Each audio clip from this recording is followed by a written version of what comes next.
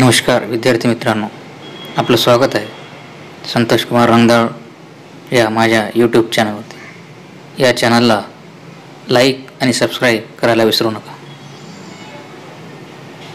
विद्यार्थी मित्रांनो, आज आपण 12वी इतिहास प्रकरण पहिले युरोपातील प्रबोधन आणि विज्ञानाचा विकास यामधील दुसरा भाग या ठिकाणी आपण पाहणार आहोत। तर पहिल्या प्रकरणामध्ये आपल्याला एकूण 7 महत्त्वाचे मुद्दे किंवा ठळक मुद्दे देण्यात आले। यापैकी आपण या अगोदरच्या भागामध्ये जे मुद्दे अभ्यासले होते ते म्हणजे युरोपातील धर्मयुद्धे, क्रुसेडर्स आणि त्यांचे दूरगामी परिणाम। त्यानंतर आपण मुद्दा दुसरा अभ्यासला होता युरोपातील प्रबोधनाचा काळ आणि तिसरा मुद्दा आपण अभ्यासला होता विज्ञानाचा विकास। आजच्या या लेक्चरमध्ये आपण त्यापुढील 2 महत्त्वाचे मुद्दे अभ्यासणार आहोत। प्रकरण पहिले युरोपातील प्रबोधन आणि विज्ञानाचा विकास यामधील 1.4 विविध क्षेत्रातील वैज्ञानिक शोध आणि 1.5 भौगोलिक शोध आणि शोधक। तर विद्यार्थी मित्रांनो, यावरती आपल्याला वस्तुनिष्ठ प्रश्न जास्तीत जास्त विचारले जातात या 2 मुद्द्यावरती। त्यामुळे काळजीपूर्वक हे त्या ठिकाणी आपण ऐकायचं आहे आणि लिहून सुद्धा घ्यायचं आहे। आणि त्याच प्रकारे तुम्ही महत्त्वाचे मुद्दे स्क्रीनशॉट सुद्धा त्या ठिकाणी काढून नंतर तुम्ही लिहू शकता। विद्यार्थी मित्रांनो, युरोपातील प्रबोधन आणि विज्ञानाचा विकास या पाठामध्ये विविध क्षेत्रातील वैज्ञानिक शोध याविषयी आज आपण माहिती पाहूत। तर ही माहिती पाहत असताना कुठले कुठले शोध लागलेले आहेत, कोण्या क्षेत्रामध्ये शोध लागलेले आहेत हे त्या ठिकाणी आपल्याला समजून घ्यायचं आहे। होकायंत्राचा शोध लागला, दुर्बीणचा शोध लागला, सूक्ष्मदर्शक यंत्राचा शोध लागला, तापमापक यंत्राचा शोध लागलेला आहे, भारमापक यंत्राचा शोध लागलेला आहे। तर या ठिकाणी आपल्याला स्क्रीनवरती इमेजसुद्धा त्या ठिकाणी दिसत आहेत। होकायंत्र आहे, त्यानंतर दुर्बीण आहे, त्यानंतर सूक्ष्मदर्शक यंत्र आहे आणि त्यानंतर तापमापक यंत्र या ठिकाणी देण्यात आलेलं आहे। तर अशा प्रकारे विविध शोध या ठिकाणी लागलेले आपल्याला दिसून येतात। सूक्ष्मदर्शक यंत्रामुळे सूक्ष्मजंतूचा अभ्यास करणे सोपे झालेले आहे। त्याचप्रकारे होकायंत्रामुळे दर्यावर्दींना दिशादर्शक त्या ठिकाणी समजू लागलेले आहे। त्याचप्रकारे दुर्बिणीमुळे दूरवरचे प्रदेश शोधण्यास त्या ठिकाणी दर्यावर्दींना सोपे गेलेले आपल्याला दिसून येते। यानंतर विविध क्षेत्रातील शोध यामध्ये आपण रॉबर्ट बॉईल याने वायूचे घनफळ त्यावरील दाबाच्या व्यस्त प्रमाणात बदलते हे शोधून काढलेले आहे। या ठिकाणी रॉबर्ट बॉईल यांची इमेजसुद्धा या ठिकाणी देण्यात आलेली आहे। तर अशा प्रकारे विविध क्षेत्रातील वैज्ञानिक शोध यामध्येच हायड्रोजन, नायट्रोजन, ऑक्सिजन या वायूसंदर्भात संशोधन सुरू झाले। भौतिकशास्त्रात उष्णता, ध्वनी यांचा अभ्यासाला प्राधान्य मिळालेले आहे। प्राणीशास्त्रात प्राण्यांची वर्गवारी केली जाऊ लागलेली आहे आणि या प्रकारे आपण पाहतो की विविध क्षेत्रामध्ये शोध हे लागलेले आहेत। विद्यार्थी मित्रांनो, यानंतर आपण वस्त्रोद्योग क्षेत्रातील विविध जे शोध लागलेले आहेत याविषयी माहिती घेऊत। यामध्ये पाहत असताना प्रबोधन काळात वस्त्रोद्योग व्यवसायात झालेल्या प्रगतीचा आढावा घ्या अशा प्रकारचा आपल्याला प्रश्न येऊ शकतो। त्याचप्रकारे वस्त्रोद्योगामध्ये क्षेत्रामध्ये जे विविध शोध लागले, संशोधक आणि कशा शोध लागले याच्यावर सुद्धा वस्तुनिष्ठ प्रश्न आपल्याला विचारला जाऊ शकतो। तर इंग्लंडमध्ये लोकरीपासून वस्त्र विणणे हा पूर्वापार चालत आलेला घरगुती व्यवसाय होता।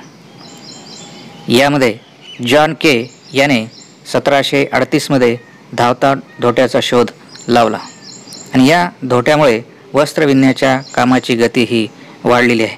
तर या ठिकाणी आपल्याला माहिती दिलेली आहे जॉन के आणि त्यांनी लावलेला शोध याविषयी माहिती ही आपण लिहून घ्यायची। यानंतर इंग्लंडमधील जेम्स हार्ग्रीव्ज याने स्पिनिंग जेनी नावाचे यंत्र तयार केले। या यंत्रावर एकाच वेळी सुताची 8 रेळे लावता येऊ लागली आणि त्यामुळे कामातील श्रम कमी झाले व कामाचा वेग वाढलेला आहे. तर अशा प्रकारे स्पिनिंग जेनी या यंत्रामुळे कामाचा वेग वाढलेला आपल्याला दिसून येतो आणि श्रम कमी झालेले या ठिकाणी याच्यावरून दिसून येतात. यानंतर आपण रिचर्ड आर्कराइट याने इसवी सन 1769 मध्ये सूत कातण्यासाठी सुधारित यंत्र बनविले. या यंत्रामुळे अधिक मजबूत व पिळदार धागे वेगाने तयार होऊ लागलेले आहेत. त्यानंतर सॅम्युएल क्रॉम्प्टन याने इसवी सन 1779 मध्ये म्यूल नावाचे सुधारित सूतकताई यंत्र तयार केले. या यंत्रामुळे वस्त्र विणण्याच्या कामाचा वेग 200 पटीने वाढलेला आहे. पहा विद्यार्थी मित्रांनो, म्यूल या यंत्राचा सूतकताई यंत्राचा शोध लागला आणि शोध हा सॅम्युएल क्रॉम्प्टन याने लावलेला आहे आणि वस्त्र विणण्याच्या कामाचा वेग हा 200 पटीने वाढलेला आपल्याला दिसून येतो. यानंतर एडमंड कार्टराइट याने इसवी सन 1785 मध्ये यंत्रमाग बनविलेले आहे. त्यानंतर इसवी सन 1793 मध्ये कॉटन जीन नावाचे यंत्र आले. या यंत्रामुळे कापसापासून सरकी वेगळी करता येणे शक्य झालेले आहे. तर अशा प्रकारे विविध संशोधक त्यांनी लावलेले शोध आणि त्याचे फायदे या ठिकाणी आपल्याला दिसून येतात. यानंतरचा मुद्दा आहे विद्यार्थी मित्रांनो धातू विज्ञान. यावरती आपल्याला टिपाद लिहा अशा प्रकारचा प्रश्न येऊ शकतो. धातू विज्ञान यावरती थोडक्यात टिपा लिहा. इंग्लंडमधील व्यापाऱ्यांना इतर देशांमध्ये त्यांच्या वसाहती स्थापन करण्यासाठी कोणती परिस्थिती अनुकूल ठरली हे त्या ठिकाणी आपल्याला समजावून घेणं आवश्यक आहे. तर इंग्लंडमध्ये लोखंडाच्या खाणी होत्या. लोह खनिजापासून शुद्ध लोखंड निर्माण करण्याच्या तंत्रात सुधारणा करण्याची गरज होती. म्हणूनच तेथे हे लोह खनिज वितळण्यासाठी लाकडाऐवजी दगडी कोळसा वापरण्यात येऊ लागला आहे आणि त्यामुळे उच्चतम तापमान असणाऱ्या भट्ट्या तयार केल्या गेल्या आणि परिणामी लोखंडाचे उत्पादन हे वाढलेले आहे. पुढे कोळशाच्या भट्ट्या रसरशीत तापविणे आणि भट्टीत हवा खेळविणे या कामासाठी स्वतंत्र यंत्रे निर्माण झालेले आहे. जशी जशी गरज वाढत गेली जशी त्या वेगवेगळ्या यंत्रांमधून वेगवेगळे शोध हे लागलेले आहेत. याच दरम्यान 1783 मध्ये लोखंडाचा रस साच्यात ओतून लोखंडी पट्टिका उदाहरणार्थ रेल्वे रूळ तयार करण्याची पद्धत आलेली आहे. इसवी सन 1865 मध्ये लोखंडी रसाचे रूपांतर पोलादात करण्याच्या प्रक्रियेचा शोध लागला आणि धातू उद्योग बदलून गेलेला आहे. तर या प्रकारे धातू विज्ञान यावरती आपल्याला टिपा लिहा असा प्रश्न आल्यानंतर अशा प्रकारची आपण माहिती ही लिहायची आहे. यानंतरचा मुद्दा आहे विद्यार्थी मित्रांनो यंत्रांचा उपयोग. तर यावरती संकल्पना चित्र पूर्ण करा अशा प्रकारचा आपल्याला प्रश्न येऊ शकते. शोधक याच्यावरती त्या ठिकाणी आपल्याला वार्षिक परीक्षेमध्ये प्रश्न येऊ शकतो. तर यंत्राचा उपयोग एका क्षेत्रातील यंत्राचा दुसऱ्या क्षेत्रात कसा वापर करता येईल याचा विचार माणसाने करायला सुरुवात केली होती आणि यातूनच नवीन यंत्रे तयार झालेली आहेत. इसवी सन 1783 मध्ये बेल याने रोलर सिलेंडर प्रिंटिंग कापडावरील छपाईसाठी यंत्राची निर्मिती केलेली आहे. त्यानंतर इसवी सन 1809 मध्ये बुटाचे आतील तळवे आणि टाचा एकत्र जोडण्याचे काम यंत्राद्वारे केले जाऊ लागले. तसेच कपडे शिवण्याची शिलाई यंत्रे आलेली आहेत. यानंतर जेम्स वॅटने बाष्पशक्तीवर चालणारे स्टीम इंजन त्या ठिकाणी तयार केले. हे इंजिन सुरुवातीला खाणीतून कोळसा व कच्चे लोखंड बाहेर काढण्यासाठी वापरले जात असे. मात्र पुढे वस्त्र उद्योगातही याचा वापर होऊ लागला. पुढे चालून बाष्पशक्तीवर चालणारा नांगर, कापणी यंत्र, गवत कापणी यंत्रे तयार केली आणि त्यामुळे शेतीची कामे जलद गतीने होऊ लागलेली आहेत. यानंतर अमेरिकेतील रॉबर्ट फुलटन याने क्लेअरमॉन्ट ही बोट बाष्पशक्तीवर चालणारी बोट त्या ठिकाणी चालवलेली आहे.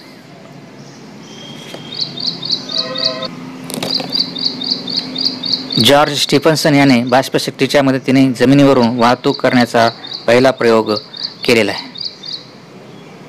पुढे जॉर्ज स्टीफन्सन बाष्पशक्तीवर चालणारे इंजिन तयार करण्यात आले. लिव्हरपूल ते मँचेस्टर हे अंतर या रेल्वेने पार केले. युरोपात रेल्वे सेवा सुरू झाल्याने तेथील प्रवासाचा वेग वाढलेला आहे आणि या सगळ्या संशोधनामुळे इंग्लंडमधील व्यापाऱ्यांना इतर देशांमध्ये त्यांच्या वसाहती स्थापन करण्यास मदत झालेली. याप्रमाणे युरोपातील प्रबोधन आणि विज्ञानाचा विकास यामध्ये विविध क्षेत्रात शोध लागले, यंत्राचा उपयोग होऊ लागला आणि जॉर्ज स्टीफन्सन याने बाष्पशक्तीवर चालणारे रेल्वे इंजिन तयार करण्यात आले आणि युरोपातील रेल्वे सेवा सुरू झाल्याने तेथील प्रवासाचा वेळ कमी झालेला आहे. म्हणजे लागणारा वेळ जो प्रवासाला होता तो कमी झालेला आहे आणि वेग वाढलेला आपल्याला दिसून येतो. आणि या सगळ्या संशोधनामुळे इंग्लंडमधील व्यापाऱ्यांना इतर देशांमध्ये त्यांच्या वसाहती स्थापन करण्यास मदत झालेली आहे. यानंतरचा अतिशय महत्त्वाचा मुद्दा आपण अभ्यासणार आहोत विद्यार्थी मित्रांनो, भौगोलिक शोध आणि शोधक. यावरती आपल्याला दिलेल्या मुद्द्यांच्या आधारे भूसंशोधकांविषयी माहिती लिहा आणि कोणतेही 4 किंवा दिलेल्या मुद्द्यांच्या आधारे दर्यावर्दींच्या कार्याची माहिती लिहा किंवा टिपा लिहा, कोणताही एक घटक. अशा प्रकारे आपल्याला प्रश्न वार्षिक परीक्षेमध्ये येऊ शकतो. त्याचप्रकारे वस्तुनिष्ठ प्रश्नसुद्धा त्या ठिकाणी आपल्याला या घटकावरती विचारले जाऊ शकतात.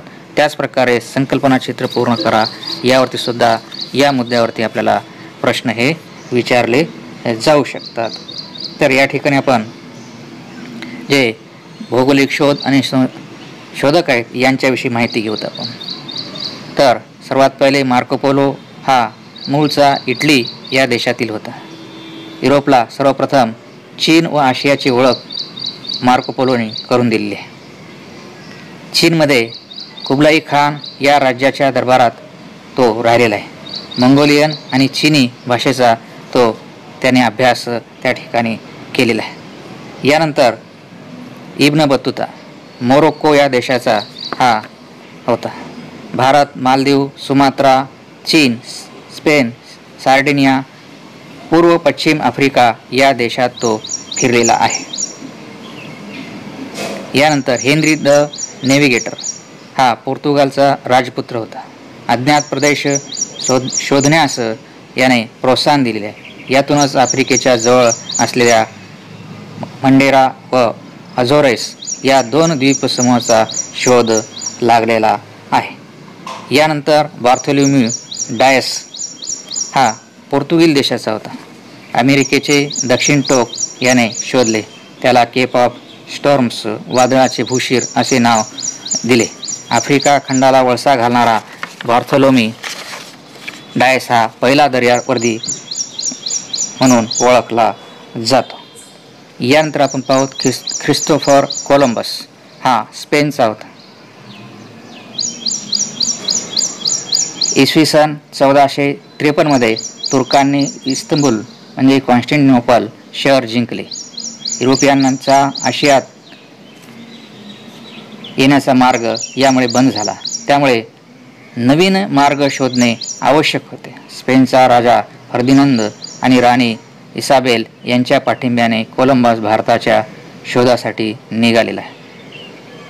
पृथ्वी गोल असल्याने पश्चिम दिशेने प्रवास केल्यास भारत सापडेल अशी कोलंबसची खात्री होती, परंतु तो प्रत्यक्ष अमेरिका खंडाजवळ पोहोचलेला आहे. या ठिकाणी आपल्याला मॅपमध्ये सुद्धा दाखवण्यात आलेला आहे की तो कशा प्रकारे ख्रिस्तोफर कोलंबस हा त्या ठिकाणी अमेरिका खंडाकडे त्या ठिकाणी जवळ येऊन पोहोचलेला आहे.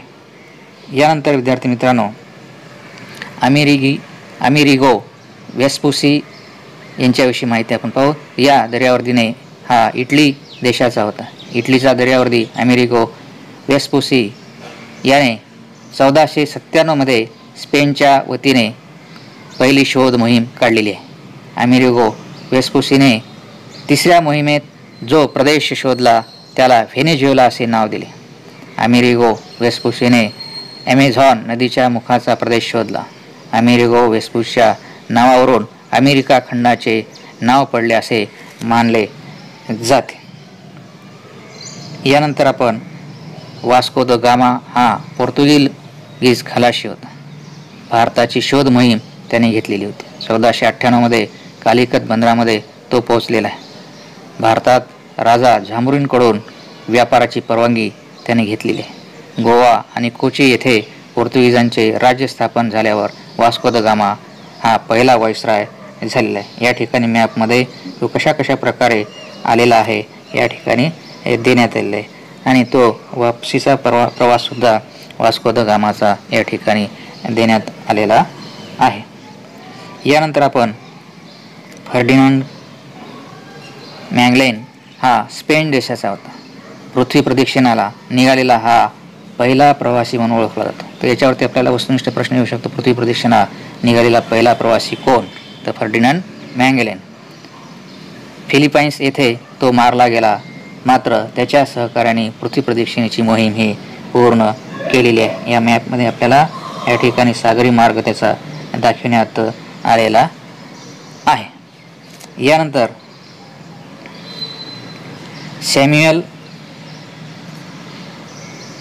डी शॅम्प्लेन हा फ्रान्सचा होता. उत्तर अमेरिकेत शोध मोहीम याने काढलेला आहे. तेथे फ्रेंच वसाहती स्थापन केल्या.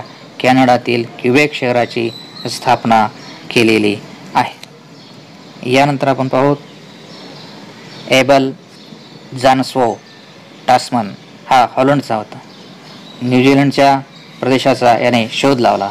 1644 मध्ये न्यू गिनी बेटाच्या किनाऱ्याचे सर्वेक्षण याने केले. ईशान्य ऑस्ट्रेलियातील क्वीन्सलँडमधील कार्पेंटारिया या प्रदेशाचा शोध याने लावलेला आहे. यानंतर आपण पाहू कॅप्टन जेम्स कुक हा इंग्लंड देशाचा होता. न्यूझीलंड आणि ऑस्ट्रेलिया या दोन प्रदेशावर इंग्लंडचा झेंडा याने फडकवलेला आहे. पॅसिफिक महासागरातील बेटांची पाहणी करून अचूक नकाशे तयार करण्याचे काम याने केलेले आहे. 3 वर्षात 60,000 सागरी मैल प्रवास करणारा हा कॅप्टन जेम्स कुक हा इंग्लंडचा होता. यानंतर आपण पाहू लुई अँटोनी द बोगनविले याने हा फ्रान्स देशाचा होता. पॅसिफिक महासागर पार करून ताहिती येथे तो पोहोचलेला आहे. या प्रवासाचे वर्णन करणारे व्हायजेस अराउंड द वर्ल्ड हे पुस्तक लिहिलेले आहे. 19व्या शतकात या पुस्तकाच्या माहितीच्या आधारे फ्रेंच मिशनरी ताहिती येथे पोहोचले. पॅसिफिक महासागरातील एका बेटाला आणि फुलवेलीला म्हणजेच बोगनवेल हे त्याचे नाव दिलेले आहे. यानंतर आपण माहिती पाहू मंगो पार्क हा स्कॉटलंडचा होता. पश्चिम आफ्रिकेतील शोध मोहिमेसाठी तो प्रसिद्ध आहे. 1795 मध्ये नायजर नदीच्या प्रवाहाचा शोध त्याने घेतलेला आहे. आल्बेरोनी यानंतर आपण माहिती पाहू आल्बेरोनी त्या ठिकाणी पृथ्वीचा व्यास मोजण्याचा प्रयत्न केलेला आहे. अक्षांश रेखांश ठरवण्याचा अचूक पद्धती शोधलेली आहे. पृथ्वीचा गोल नकाशा तयार केलेला आपल्याला दिसून येतो. तर विद्यार्थी मित्रांनो, जे आपण आता माहिती पाहिलेली आहे यावरती नकाशाचे निरीक्षण करून विचारलेल्या प्रश्नाचे उत्तरे लिहा अशा प्रकारचा आपल्याला प्रश्न येत असतो. तर या ठिकाणी प्रश्न दिलेले आहेत, तुम्ही ते सोडवण्याचा प्रयत्न करायचा आहे आणि ते सोडवल्यानंतर त्या ठिकाणी माझ्या व्हॉट्सॲप क्रमांकावरती पाठवायचे आहेत. तर प्रश्न पहिला, हा नकाशा कोणत्या विषयावर दिलेला आहे? प्रश्न दुसरा, नव्या भूमीचा शोध घेणाऱ्या कोणकोणत्या खलाशांचा सागरी मार्ग नकाशात दाखवला? प्रश्न तिसरा, फर्डिनांड मॅगेलन याने कोणकोणत्या महासागरातून प्रवास केलेला आहे?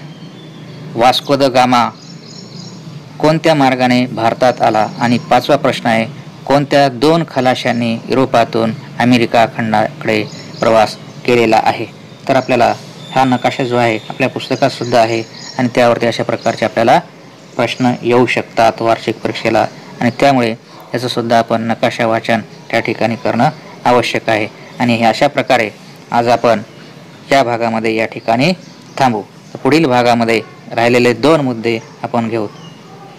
धन्यवाद.